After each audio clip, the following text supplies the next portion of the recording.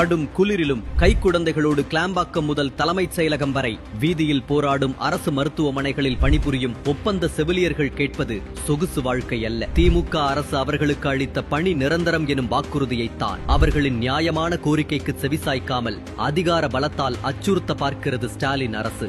இது போராட்டம் அல்ல, 8000 செவிலியர்களின் வாழ்வாதார உரிமை. நாங்க இங்க செவிலியரா நாங்க எல்லாருமே ஒன்னா போராடிட்டு இருக்கோம். ஆக்சுவலா எங்களோட போராட்டத்தை நாங்க எதுக்காக போராடுறோம்னே எங்களோட துறைக்கே தெரியலன்றதுதான் எங்களுக்கு ரொம்ப வருத்தமா இருக்கு. அவங்க சார் என்ன சொல்றாருன்னா காலி பணியிடமே இல்லைன்னு சொல்றாரு. நாங்க என்ன போராடுறோம்? காலி பணியிடங்களை உருவாக்குங்கன்னு தானே நாங்க போராடுறோம்.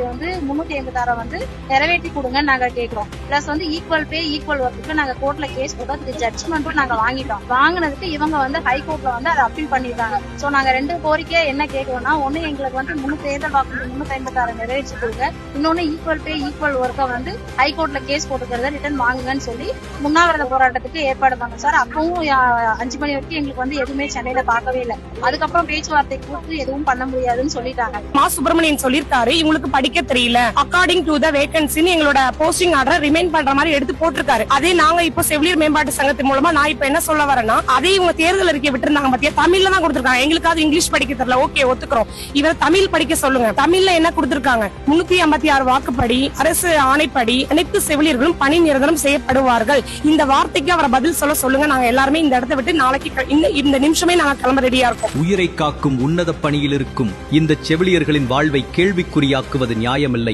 எனவே திமுக கொடுத்த தேர்தல் வாக்குறுதியை நிறைவேற்றுவதன் மூலம் இவர்களின் கண்ணீருக்கு காலதாமதமின்றி மருந்திட வேண்டும்.